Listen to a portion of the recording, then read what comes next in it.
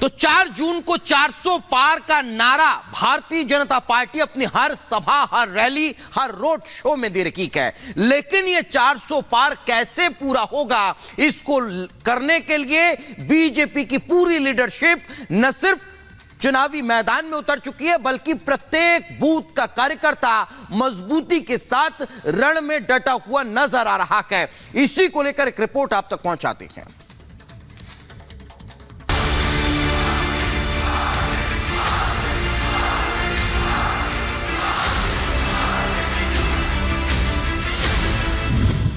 आरंभ प्रचंड, लक्ष्य विशाल।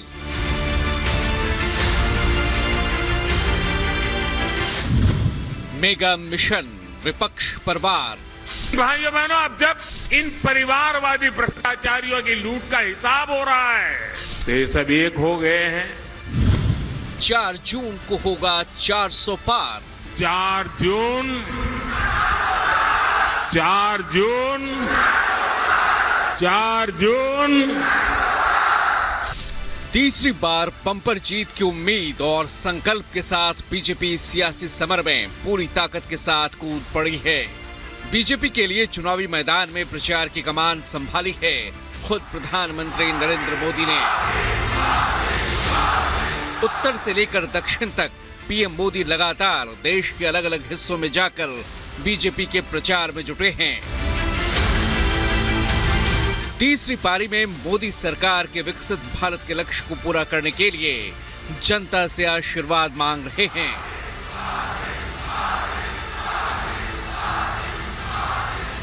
जो अब तक हुआ है ना, वो तो ट्रेलर है, ट्रेलर। जो मोदी ने किया है ना, वो तो एपेटाइजर है, एपेटाइजर। अभी तो पूरी खाने की थाली आधी बाकी है। बहुत कुछ करना है भाइयों, बहुत सारे सपने हैं। हमें देश को बहुत आगे लेके जाना है।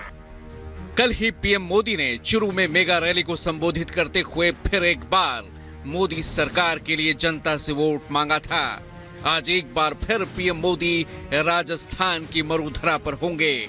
राजस्थान में टारगेट 25 को हासिल करने के लिए पीएम मोदी आज अजमेर का दौरा करेंगे। पीएम मोदी से पहले गृह मंत्री शाह ने राजस्थान के अलग अलग हिस्सों में बीजेपी का प्रचार किया और कल रक्षा मंत्री राजनाथ सिंह का राजस्थान दौरा तय है। पीएम मोदी आज सहारनपुर में रैली करेंगे। रैली के जरिए वेस्ट यूपी के वोटर्स को साधेंगे पीएम मोदी। सहारनपुर, कैराना में बीजेपी उम्मीदवार का प्रचार करेंगे पीएम। मंच पर पीएम मोदी के साथ सीएम योगी भी मौजूद होंगे। सहारनपुर के बाद अजमेर में दोपहर 2:30 बजे पीएम की रैली होने वाली है। अजमेर के बाद गाजियाबाद में शाम 5:15 बजे पीएम मोदी का मेगा रोड शो होगा। मेरठ में पीएम की रैली के बाद पश्चिमी यूपी में पीएम मोदी की ये दूसरी बड़ी रैली होगी। पीएम मोदी लगातार रैलियों में विपक्ष पर जोरदार प्रहार कर रहे हैं और जनता को मोदी की गारंटी के पूरा होने की गारंटी दे रहे हैं। भाइयों और बहनों, भाजपा जो कहती है वो जरूर करती है।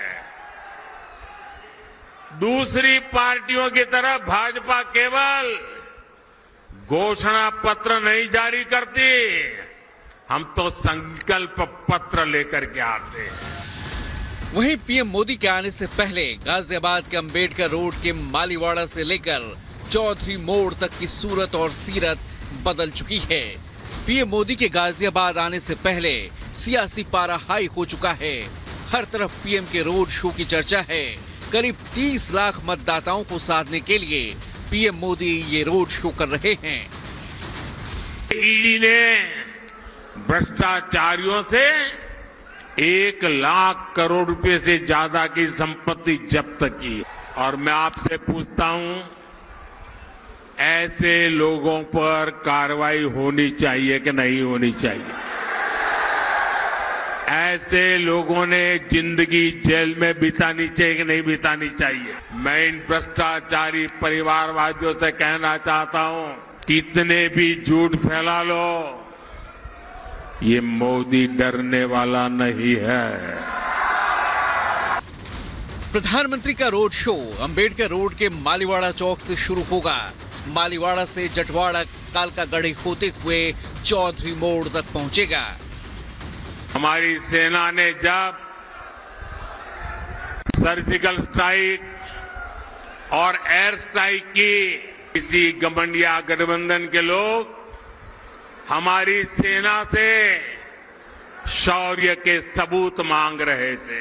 सेनाओं का अपमान, देश का विभाजन, ये कांग्रेस पार्टी की पहचान है।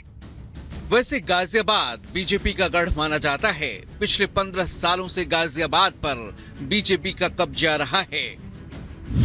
2009 में राजनाथ सिंह ने 43.34% वोट लेकर रिकॉर्ड जीत हासिल की थी, तो वहीं 2014 में बीजेपी ने वीके सिंह को मैदान में उतारा। वीके सिंह भी 56.51% वोट से विजयी रहे। साल 2019 में एक बार फिर वीके सिंह मैदान पर उतरे और इस बार 61.93% वोट के साथ जीत के सारे रिकॉर्ड तोड़ डाले।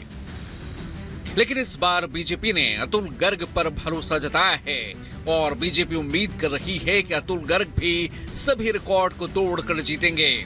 बीजेपी की जीत सुनिश्चित करने के लिए पीएम मोदी भी मैदान पर हैं, लेकिन नतीजा क्या होगा इसका फैसला 4 जून को पता चलेगा। Bureau report, Republic Bharat. तो आज बीजेपी अपना स्थापना दिवस मना रही है। 2 सदस्यों से शुरू हुई पार्टी ने न सिर्फ अपना कुनबा बढ़ाया, बल्कि देश भर में अपनी पार्टी को स्थापित करने में कामयाब हुई और अब भारतीय जनता पार्टी 400 पार के नारे के साथ आगे बढ़ रही है। न सिर्फ 400 पार का नारा बीजेपी ने दिया, बल्कि उस टारगेट को अचीव करने के लिए लगातार चुनावी मैदानों में नजर भी आ रही है और आज कार्यक्रमों के जरिए कुछ बड़ा करने की तैयारी। देखिए रिपोर्ट।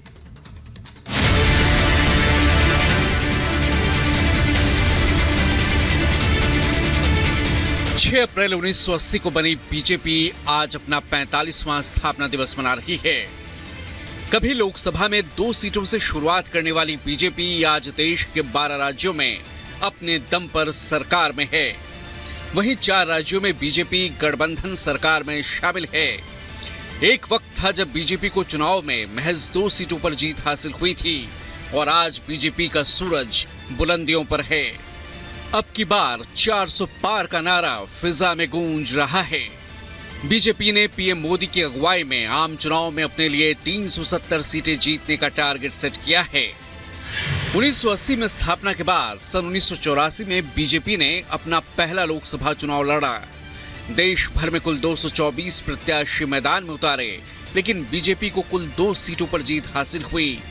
लेकिन बीजेपी ने हार नहीं मानी और 1989 में बीजेपी ने 225 प्रत्याशी मैदान में उतारे, जिनमें 85 सीटों पर जीत मिली।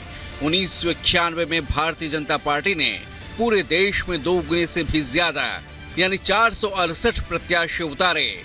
1991 में बीजेपी को 120 सीटों पर जीत मिली थी और देश भर में उसका वोट शेयर 20% के पार पहुंच गया था।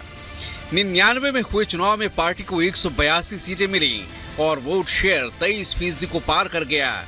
लेकिन 2009 के बाद बीजेपी में मोदी युग की शुरुआत हुई और 2014 में बीजेपी नरेंद्र मोदी के चेहरे के साथ चुनाव में उतरने का फैसला लेती है, जिसका फायदा बीजेपी को साफ तौर पर मिला और अकेले दम पर बीजेपी 214 सीटों पर जीत हासिल कर पाई।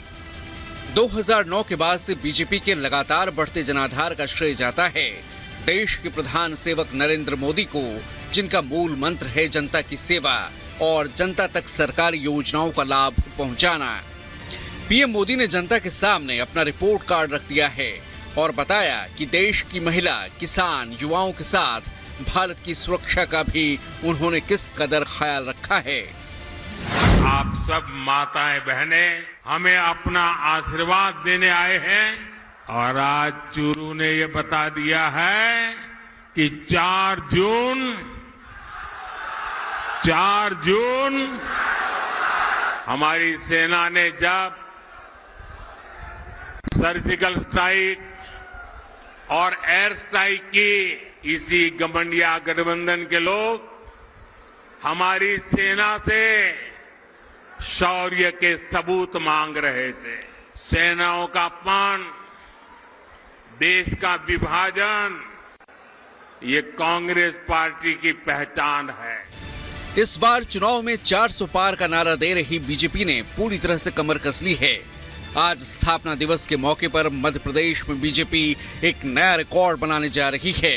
1 लाख से ज्यादा नेता और कार्यकर्ता आज बीजेपी ज्वाइन करने जा रहे हैं, जिनमें कुछ बड़े कांग्रेसी नेता भी शामिल हैं। कांग्रेस का गढ़ कहे जाने वाले छिंदवाड़ा में आज मुख्यमंत्री मोहन यादव सेंध लगाने की तैयारी में हैं। छिंदवाड़ा की कई विधानसभा सीटों पर आज सीएम रोड शो करेंगे। बीजेपी ने 400 पार के आंकड़ों को छूने के लिए अपनी रणनीति बना ली है और सीएम योगी अपने भाषणों में इसका तापमान और बढ़ा रहे हैं। कोई सोचता था कि उत्तर प्रदेश दंगा मुक्त होगा, उपद्रव के लिए जाना जाने वाला उत्तर प्रदेश उपद्रव के लिए नहीं, आज उत्सव प्रदेश बन गया है। बीजेपी के दिग्गज नेता लगातार देश के अलग अलग हिस्सों में चुनाव प्रचार में जुटे हैं। पीएम मोदी से लेकर अमित शाह और राजनाथ सिंह से लेकर नितिन गडकरी और जेपी नड्डा तक अलग अलग हिस्सों में बीजेपी के लिए लगातार प्रचार कर रहे हैं। बीजेपी ने 400 पार का आंकड़ा छूने के लिए पूरी तरह से कमर कस ली है, तो वहीं दूसरी तरफ इंडी गठबंधन में कई मुद्दों पर आपसी कलह देखने को मिल रही है। अब 4 जून को ही फैसला होगा कि बीजेपी और उसके सहयोगी दल 400 पार का जो नारा दे रहे हैं उसमें कितना दम है। Bureau report, Republic Bharat. और चलिए आगे बढ़ते हैं और अब एक और बड़ी खबर का रुख कर लेते हैं। आज दिल्ली के उप मुख्यमंत्री मनीष सिसोदिया की जमानत याचिका को लेकर सुनवाई होने वाली है। राउत एवेन्यू कोर्ट में यह सुनवाई होगी और मनीष सिसोदिया के वकील की तरफ से जमानत की मांग की जाने वाली है। आपको जानकारी दें, कोर्ट में ईडी अपनी दलीलें रखेगी। राउत एवेन्यू कोर्ट में आज ये सुनवाई होनी है और आपको यह भी बता दें कि संजय सिंह जमानत पर अब बाहर आ चुके हैं और दूसरी तरफ अब मनीष सिसोदिया को भी राहत की उम्मीद है और इसी उम्मीद के साथ एक बार फिर जमानत याचिका राउत एवेन्यू कोर्ट में लगाई गई है। जेल में केजरीवाल पहुंच चुके हैं, लेकिन अमानतुल्लाह खां की मुश्किलें भी कम होती दिखाई नहीं दे रही है। ये 2 महत्वपूर्ण तस्वीरें भी आपके टेलीविजन स्क्रीन पर है। लेकिन आज के दिन अगर शराब घोटाले से जुड़े हुए मसले में देखा जाए तो मनीष सिसोदिया की जमानत याचिका पर सुनवाई सबसे महत्वपूर्ण है। दिल्ली शराब घोटाले से जुड़े मनी लॉन्ड्रिंग मामले में आरोपी दिल्ली के पूर्व डिप्टी सीएम मनीष सिसोदिया की जमानत याचिका पर राउत एवेन्यू कोर्ट में आज सुनवाई होगी। पिछली सुनवाई में मनीष सिसोदिया के वकील ने कहा था कि जांच एजेंसी ये साबित नहीं कर पाई कि पैसा मुझ तक पहुंचा भी है। मनीष